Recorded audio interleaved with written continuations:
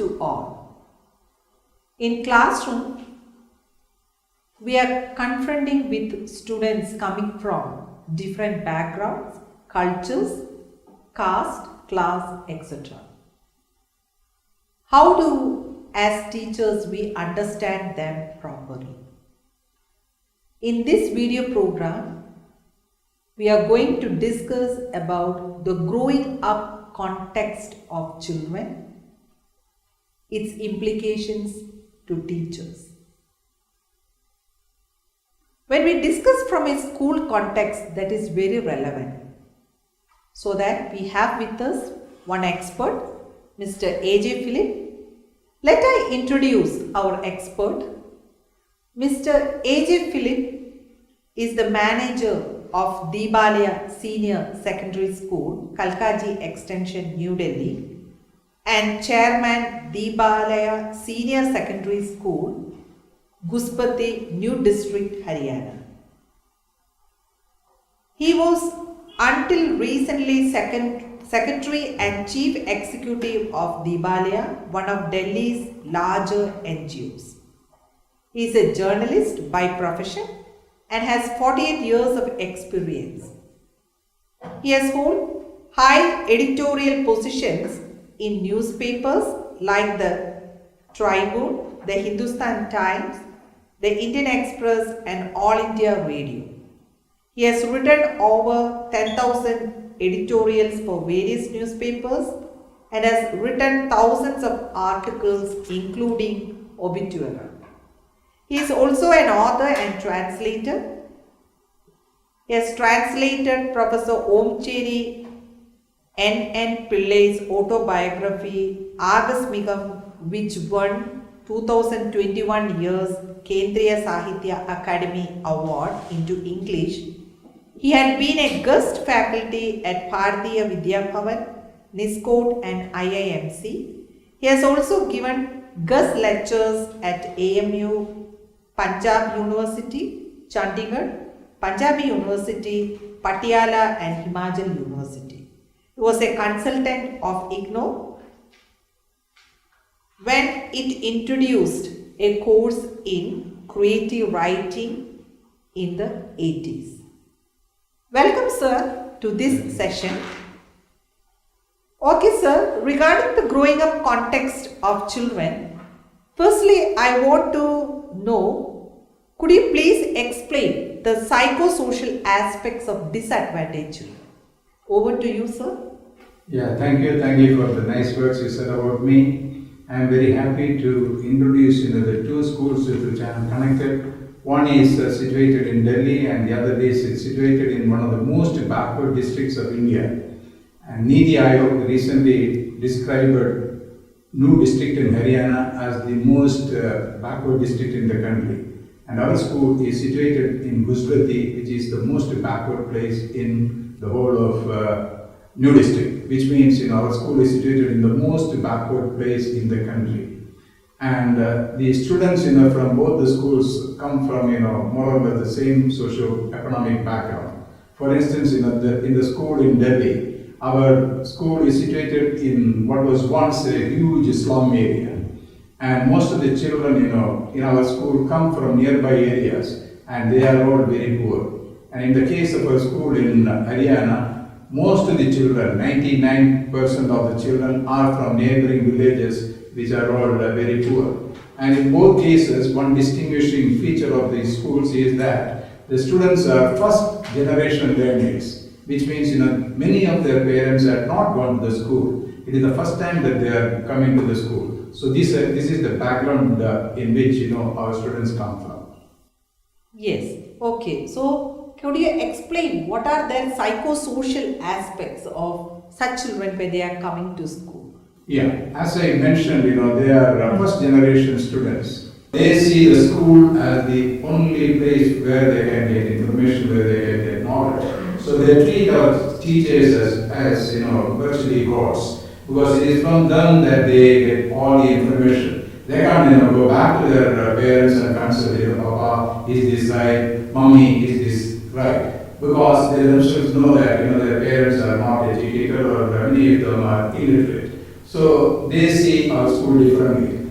Another thing, many of them, as I said, come from disadvantaged sections, which means they do not have good food, they do not have good clothes, they do not have the comforts which a modern child in Delhi is entitled to. So these are the socio-economic situations in which they come from. So these are disadvantages which they have to overcome. Okay, Mr. A.J. Philip has rightly stated what type of students are included in that school. And when we look at the psychosocial aspects of such children, we can see that their self-worth or the self-esteem sometimes becoming low because of the poor background of their home. And when they are getting support from such schools, so that the teachers can build up the psychosocial aspects of such learners. Could you please narrate some instances where you have come across with the disadvantaged children? Yes, I have so many experiences to narrate. For instance, sometime back, one child came to me. We have introduced online education in our school because of Corona. So the children came to me with their parents, they told me that, sir, we don't have a good phone. We don't have a good phone. What about, forget, a good laptop or a computer or some other device. They don't have even a good smartphone. So what should we do? How can we attend the classes? So that was a genuine problem. So I did discuss it, and then I found, some way in which I could provide them smartphones. So they were immediately, I actually, I made an announcement on my Facebook page saying that, some of our students need smartphones. And some people were kind enough to offer smartphones, and I handed over the phones immediately to those children. This is only one aspect. And then there are also cases where, children come to me saying that, we are unable to pay fees. Because obviously it's a private school, it's an engineering school, but we also need to pay salaries to the teachers. So we have to collect fees. Sometimes they come to me saying that, sir, we don't have money. What can we do? So what I do is I try to raise resources for them so that the school fees are paid. So nobody is thrown out of the school because of lack of money. And I believe that India is a large country, and we have enough people who can afford to help such people. So I try to meet such people. I try to raise resources through them and see that their studies are not affected. Yes, truly, sir has stated some of the instances. And how could you find such type of disadvantaged children? Because in a classroom, it is about 30, 40 students sitting together. How you could identify such children? Yeah, for instance, one day I was attending the sports function at our school. The children were taking part in the sports. Then I noticed one thing. See, some of the girls, who were athletes, who were taking part in race, found them, falling. And I found them falling, and they immediately would give them, glucose, and then they would get active again. I was wondering, why so many girls are, not boys, so many girls were falling down. Then I found out that, these children, they don't eat any breakfast. They come to the school most of the time on empty stomach. The first meal that they have is when they return home. So many of the children, so that day I could find out who are the children who needed the food because they were falling down. So this is just one way of knowing. And even otherwise also we know the teachers, we know the students. The teachers know the students, and they also know that if the child has not eaten food. And we have a system whereby we won't be able to give them food. So what we do is we inculcate the habit of sharing among children. So we will tell children, those who can afford, bring some extra food from home. When you bring 3 chapatis, why not bring 6 chapatis? So that you can share the 3 extra chapatis with somebody who was unable to bring food. That is how we manage it. So we solve this problem through sharing of food. We have seen some of the instances how as a school can support disadvantaged children. When we think of growing up context of children, we can see that there are children who are coming from comfort zones as well as the zones which are not much comfort, like some kind of streets, marginalized children, street children, like that. And when we think of the children who are growing up in different family structures also, the way they are nurturing is different from the nuclear family or the extended family.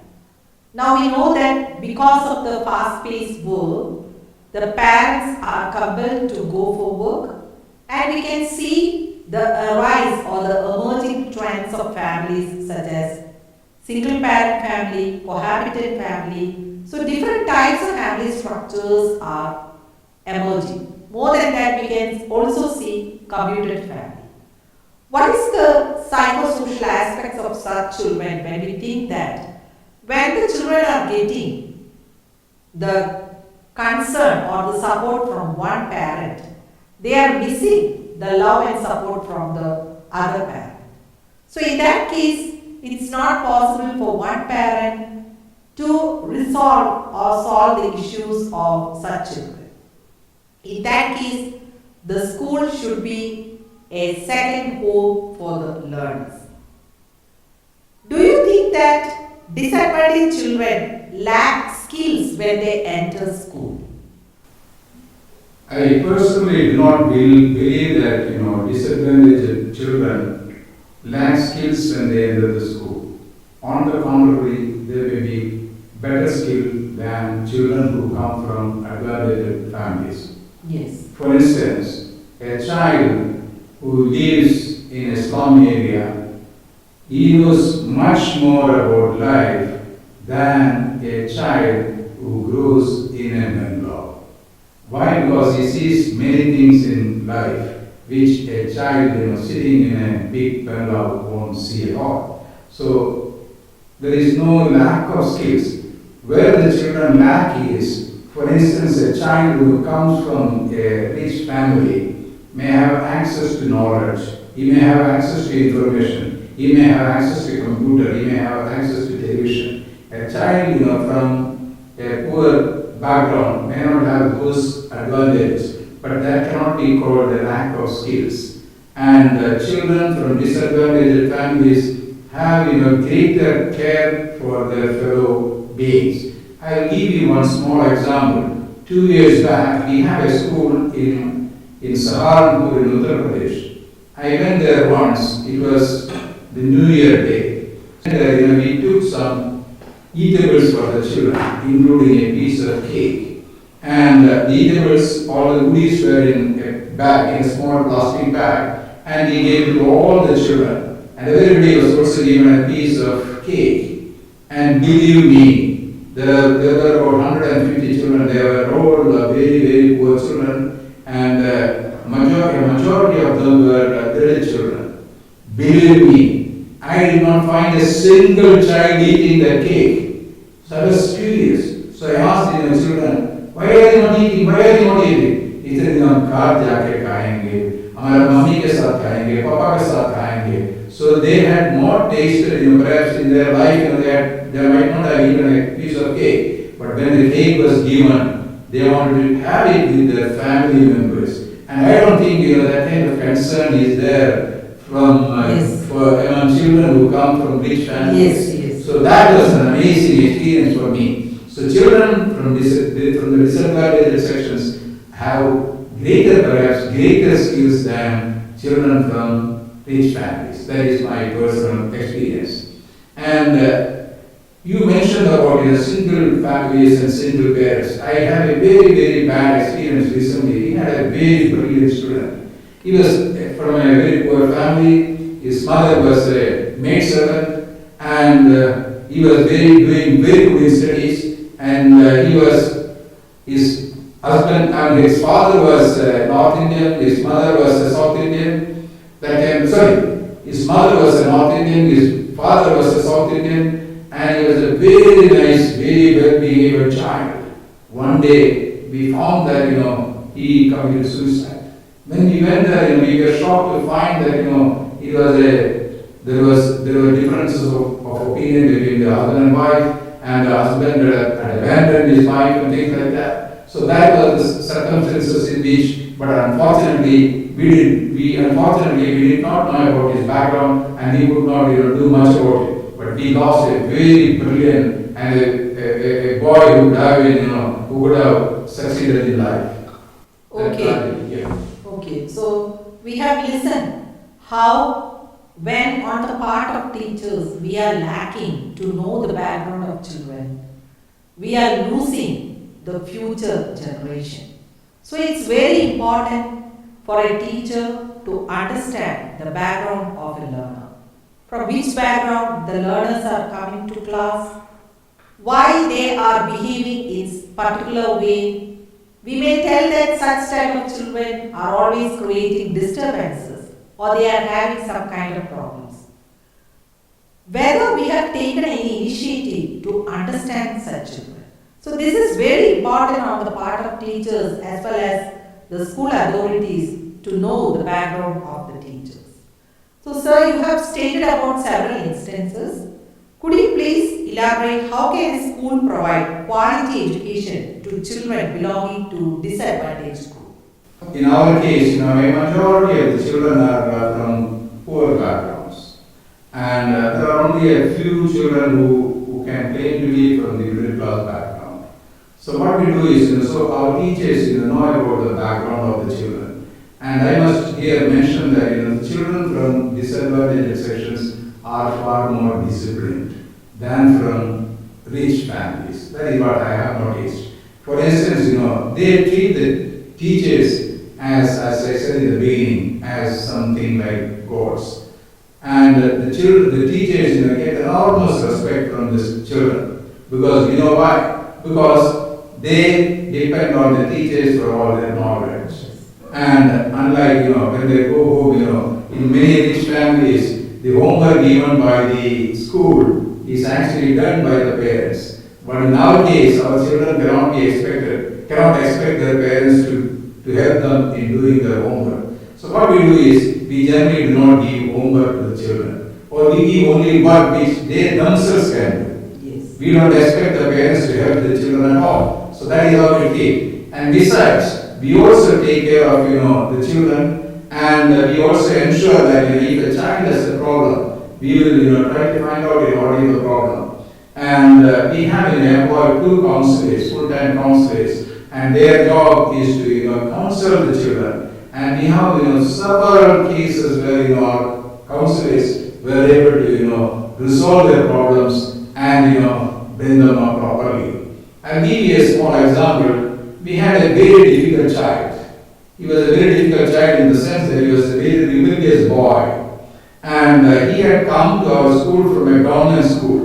So whatever be the reason, he was creating a lot of problem in the school to the teachers. He would challenge the teachers. He was behaving in a very, very erratic manner. So what we did was we could have thrown him out of the school. We did not do that. Instead, we tried to counsel him, and we tried to understand his problem, and we tried to resolve his problems. And over the period of time, he became one of the best students of our school. And he got very good marks, and he passed out of the school. Even today, he is a college student. Sometimes he comes to our school to meet the teachers and say, "Hi, how are you, sir? I am doing fine." So that kind of relationship we were able to establish with that boy, only because we took extra care of the boy. Okay, good examples as narrated. So we have listened how the approach of the teacher or the school authorities can change the attitude of a child. So in an empathetic manner, when we behave with a child, there is a chance for transformation in the mind of the children. Instead of labeling them as nuisance, the empathetic nature of the teacher and school authorities are needed in order to provide the quality education. So a rapport between the teacher and the student is needed. Just merely providing the infrastructure facilities will not satisfy the level of quality education. Next one, sir, what should be the approach of a teacher towards the disadvantaged children? Yeah, a teacher should be very sympathetic. As you know, we had our President Dr. K.R. Narayan, he was the President of India. When he was a student, he often came to the school without lunch. And the class teacher noticed this. And what she did was, the teacher would bring a small packet of lunch for him also. Every day he used to give K.R. Narayan, who became the President of India, a packet of food along with the lunch that she. And when he passed the school examination and he wanted to join a college, it was this teacher who supported him financially also. And later on, he got data, sponsored him, he became a student of the London School of Economics, he joined Indian External Affairs Ministry, and then, finally he became the President of India. How could he do all that? How could he accomplish all that? It was all possible because of one teacher who helped him by providing him lunch.